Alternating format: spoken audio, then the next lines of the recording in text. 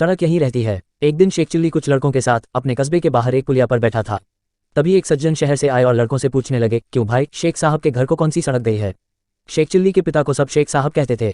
उस गांव में वैसे तो बहुत से शेख थे, परंतु शेख साहब चिल्ली के अब्बाजान ही कहलाते थे। वह व्यक्ति उन्हीं के बारे में पूछ रहा था।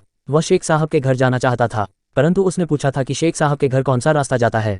शेख चिल्ली को मजाक सूझा। उसने कहा, क्या आप यह पूछ रहे हैं कि शेख साहब के घर कौन सा रास्ता जाता है? हाँ हाँ बिल्कुल, उस व्यक्ति ने जवाब दिया। इससे पहले कि कोई लड़का बोले, शेख चिल्ली बोल पड़ा, इन तीनों में से कोई भी रास्ता नहीं जाता। तो कौन सा रास्ता जाता है? कोई नहीं। क्या कहते हो बेटे, शेख साहब का यही गांव है ना?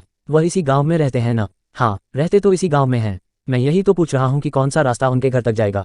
साहब, घर तक तो आप जाएंगे। शेख चिल्ली ने उत्तर दिया, यह सड़क और रास्ते यहीं रहते हैं और यहीं पड़े रहेंगे।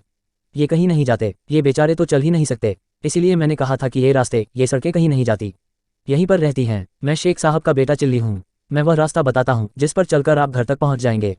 अरे बेटा चिल्ली, वह आदमी प्रसन्न होकर बोला, तू तो वाकई बड़ा समझदार और बुद्धिमान हो गया है।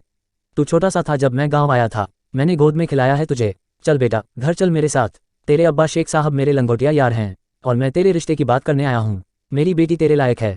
तुम दोनों की जोड़ी अच्छी रहेगी। अब तो मैं तुम दोनों की सगाई करके ही जाऊंगा। शेख चिल्ली उस सज्जन के साथ हो लिया और अपने घर ले गया। आगे चलकर वह सज्जन शेख चिल्ली के ससुर बन गए।